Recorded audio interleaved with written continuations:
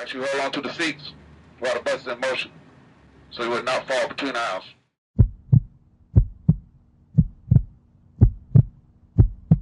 I was working late one night at a small office park and everything felt completely normal until I noticed something that didn't make sense.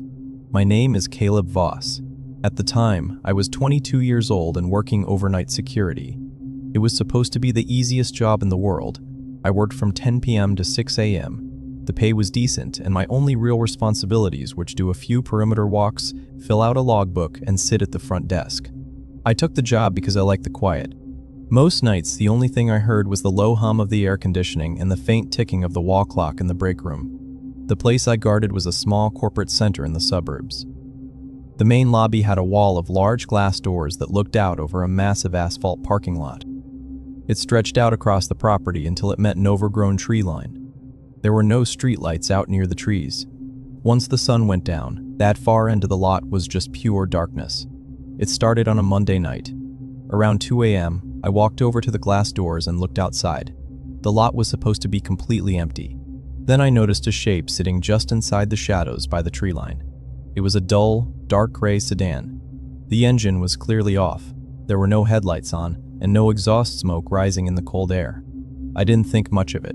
It wasn't unusual for an employee to leave a broken-down car overnight. I just wrote it in my logbook and went back to the front desk. On Tuesday, the lot was empty when I arrived at 10 p.m. I figured the owner had gotten it towed. But at 2 a.m., I got up to do my visual sweep. I walked up to the glass doors and looked out. The car was back. Only this time, it was parked about 4 rows closer to the building. I felt slightly uneasy. Why would someone bring their car back in the middle of the night and park it in the dark? The engine was off, and there were no interior lights. I pushed the heavy glass doors open and stepped outside. I stood under the concrete awning and listened. I expected to hear a radio or see the soft glow of a phone screen through the windshield. There was nothing. No movement. No sound. After a few minutes in the freezing air, I went back inside and made sure the deadbolt clicked shut. By Wednesday night, I was actively looking for the car when I arrived. Just like before, the lot was completely empty at 10 p.m. I tried to focus on my rounds. I checked all the side doors, drank a terrible cup of break room coffee, and waited. At exactly 2:30 a.m., I walked out to the lobby and looked through the glass. My stomach dropped. The sedan had returned, and it was much closer. It was now parked halfway across the lot. It sat diagonally across 2 empty spaces, directly beneath a street lamp that had been burned out for months. It was centered in the only dark patch in that section. Whoever parked it there did it intentionally to stay hidden. I realized then that I had never seen headlights shining on the pavement before the car appeared. I never heard an engine approaching from the main road.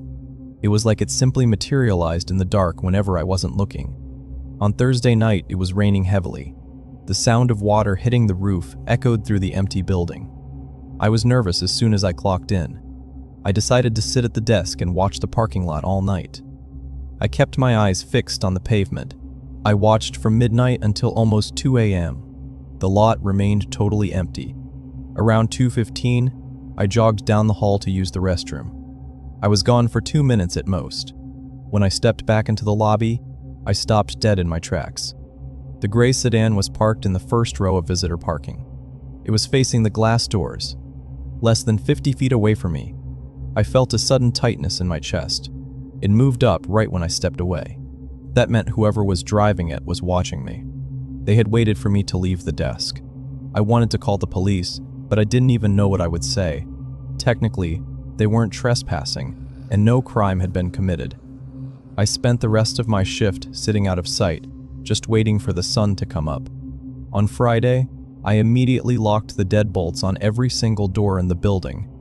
I sat at the front desk and refused to look away from the glass. 2 a.m. rolled around. Out in the pitch black, I heard a sound. It wasn't an engine. It sounded like heavy tires slowly rolling over loose gravel and wet pavement. Through the glass, I saw the dark shape of the sedan coasting forward out of the shadows. It was moving at a slow crawl, completely silent except for the tires. It rolled right up to the fire lane directly in front of the lobby doors and stopped. It was barely 20 feet away. I stood there holding my breath. 10 minutes passed. Nobody got out. The sheer silence was making me feel sick. I finally decided I couldn't just sit there. I grabbed my heavy metal flashlight from the desk. I wasn't going to use the front doors, so I walked down the long, narrow hallway, my footsteps echoing against the linoleum floor. I exited through a heavy steel side door that opened into an alleyway beside the building. I stepped out and let it swing shut behind me. I heard the deadbolt loudly click into place. The air was freezing and my breath curled into pale clouds in front of me. I slowly walked around the brick corner of the building and approached the back of the sedan. I clicked my flashlight on and aimed it at the bumper to read the license plate. There was no plate, just an empty, rusted bracket. I moved along the side of the car, keeping my distance. I aimed my light at the driver's window. The reflection bounced off the dark tint, but I leaned in close enough to see inside. The car was completely empty. I lowered my flashlight, confused. How could it be empty? I had just watched it roll up to the doors. I never saw anyone get out. Then, I noticed something else. The driver's side door wasn't fully closed. It was cracked open about an inch. I felt completely sick. If the door was open and the car was empty, that meant someone had quietly slipped out. Suddenly, I heard a loud, heavy metallic noise echo through the quiet night. It came from the alleyway. It was the sound of the heavy steel side door, the one I had just walked out, of being pulled open from the inside. I stood frozen on the pavement. The keys to the building were sitting on the front desk. My cell phone was resting on the charger next to them. Then, through the front glass windows, I saw a tall, dark figure slowly walk into the lobby. Have you ever realized you were lured outside when it was already too late?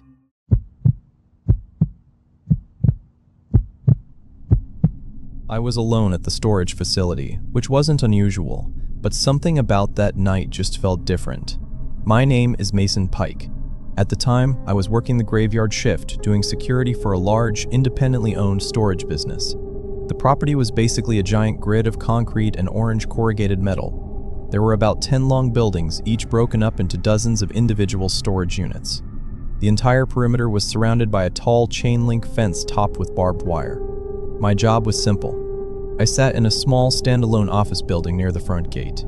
The office had a desk, a rusty mini-fridge, and a bank of 9 thick monitors mounted on the wall. Each monitor was hooked up to a different security camera positioned around the property. The feeds were black and white and notoriously grainy. From midnight to 6 a.m., I was the only person on the lot. Usually, the only thing I had to worry about was keeping myself awake. The first few hours of my shift were completely normal. I drank my coffee, read a few magazines, and occasionally glanced up at the wall of screens. The facility was dead quiet. The only sound was the low, constant hum of the old soda machine sitting just outside my office door. It was around 2 a.m. when things changed. I leaned back in my chair and did a routine scan of the monitors, starting from the top left. Camera 1, Camera 2. Everything was clear. Then I looked at Camera 3. Camera 3 pointed at the very back corner of the property, where the fence line met an empty dirt lot. The floodlight out there was partially burnt out, so the right side of the screen was always steeped in heavy shadow. But standing just on the edge of that shadow, right next to the chain link fence, was a figure. I leaned forward, squinting at the grainy screen. It looked like a person just standing there, completely still. They were facing toward the camera, but the resolution was too low to make out any real features. It was just a tall, dark, static shape. I felt a little annoyed. Occasionally, teenagers would try to hop the fence to spray paint the back of the buildings. I assumed that's what this was. I grabbed my heavy metal flashlight from the desk, zipped up my jacket, and stepped out of the office. The air outside was freezing.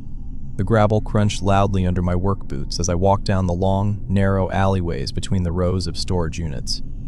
I kept my flashlight off so I wouldn't give away my position. The walk to the back fence took about 3 minutes.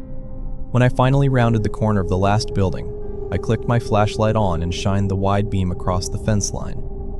There was nobody there. I swept the light back and forth across the dirt and the metal wire. I checked the top of the fence for any snags or bent sections. Nothing. The area was completely deserted. I stood there for a minute listening closely. The silence was heavy. There was no sound of footsteps running away. No rustling in the dry brush on the other side of the fence.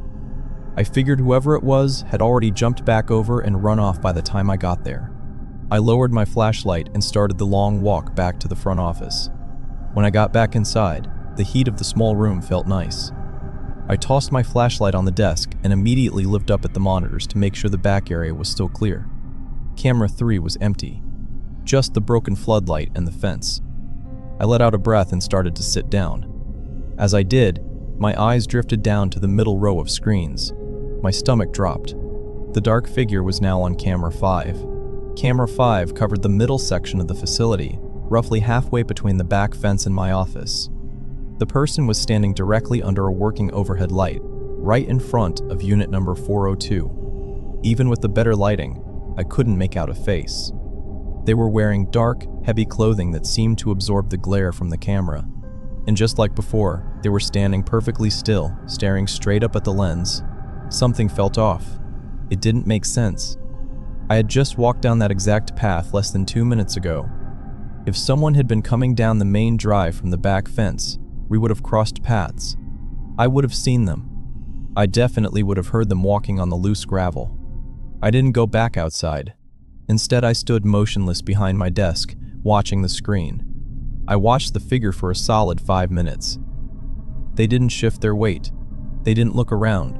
They just stood there, looking up.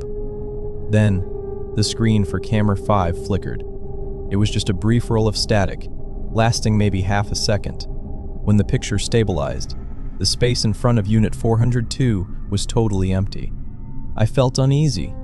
I quickly scanned the other monitors.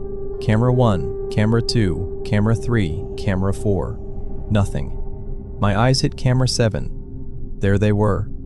Camera 7 was positioned on the corner of the building closest to my office. It was only one row over. The figure was standing in the exact center of the concrete pathway, facing the direction of the front gate. Facing me. A deep, uncomfortable feeling settled in my chest. This wasn't some teenager looking to tag a wall. This felt deliberate. The person was moving closer to the office, and they were doing it fast. But they only seemed to move when I wasn't looking at the screen, or when the camera feed glitched. I quickly reached over and locked the deadbolt on the office door. I checked the latch on the single window next to my desk and pulled the thin blind shut.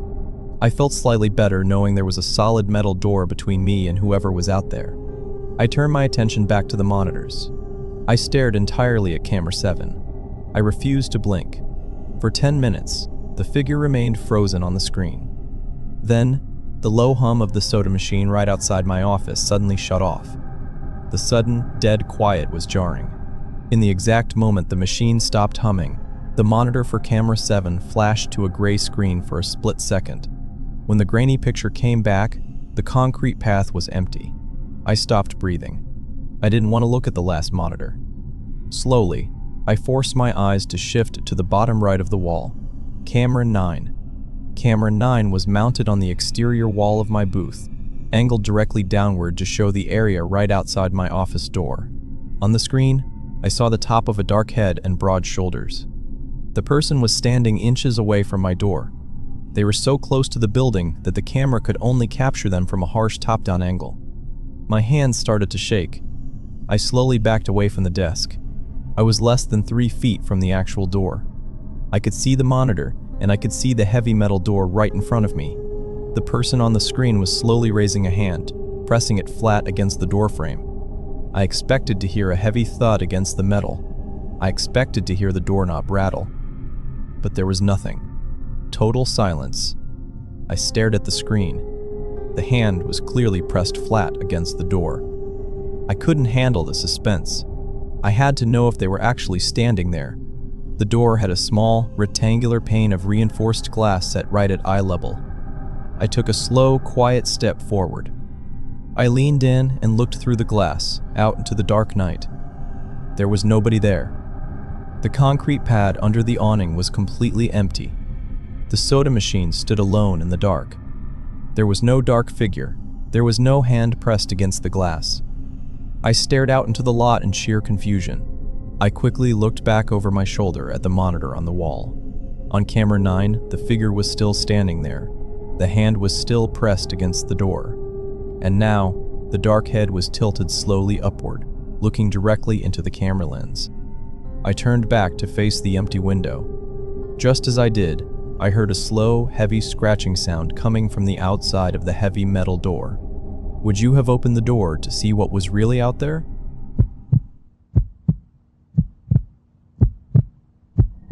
I had been to the construction site plenty of times before, and nothing ever happened until that night. My name is Avery Collins. I work as an overnight security guard for a regional development company. The job itself is extremely straightforward and usually pretty boring.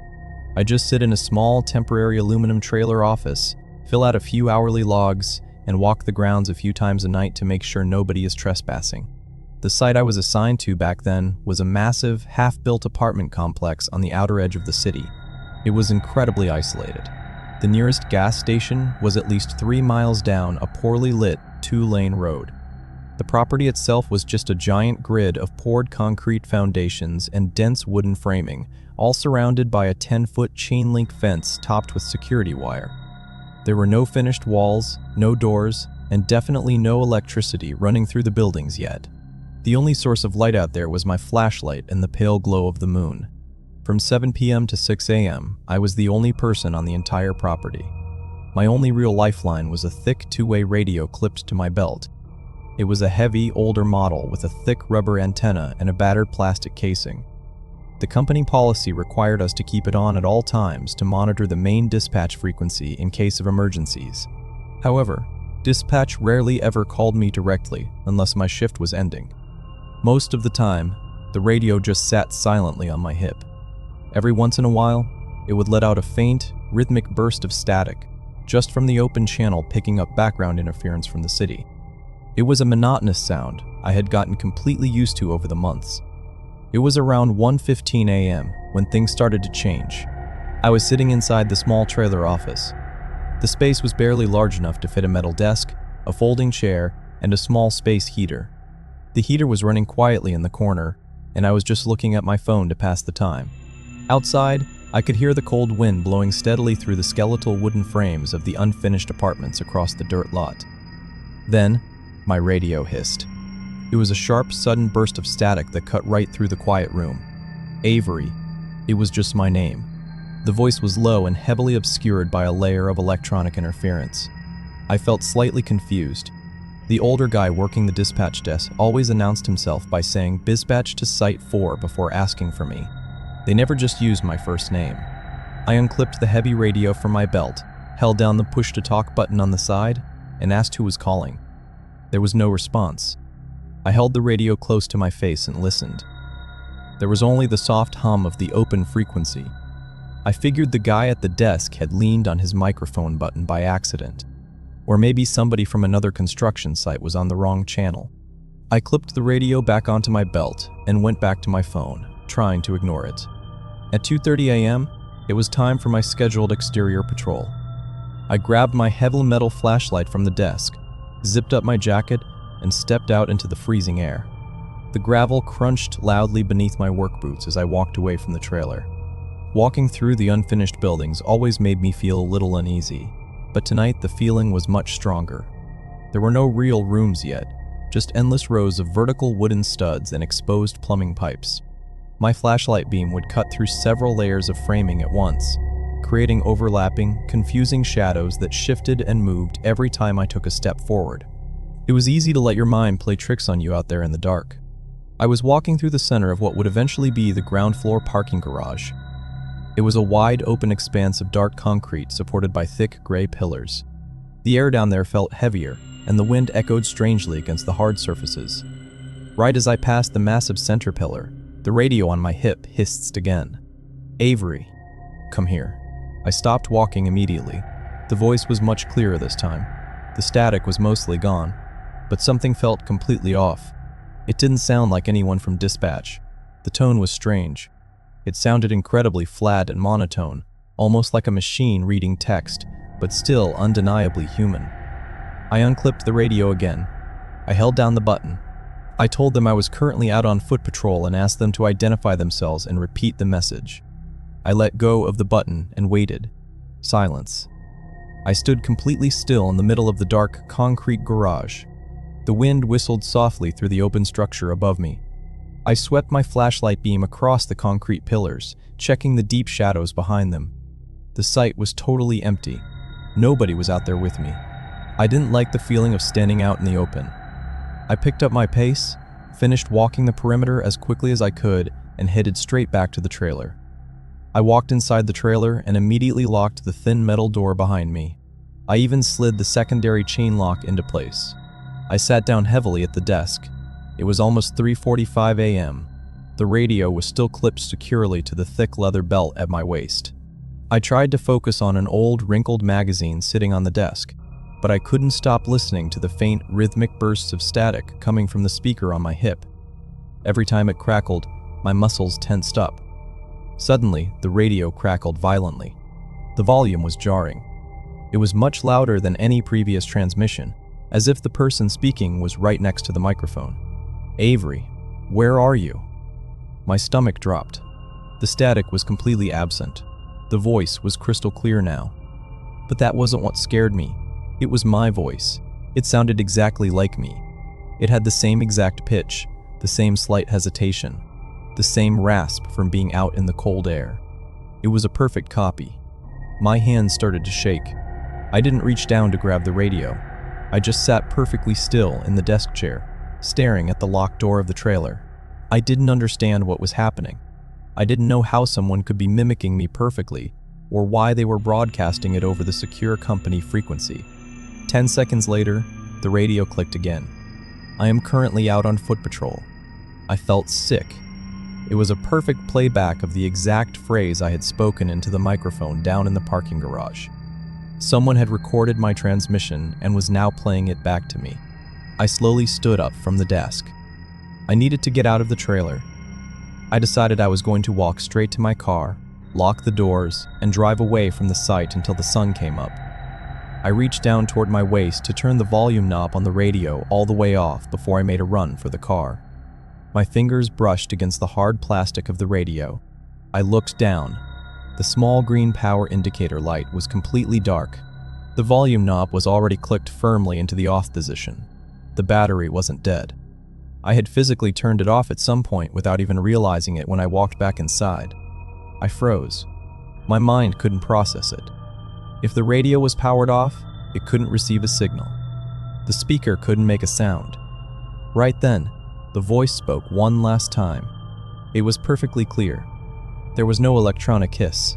There was no radio static. "I'm inside already." It was my exact voice, but it hadn't come from the radio on my belt. It came from the dark corner of the small trailer directly behind me. Who do you think was standing in the dark?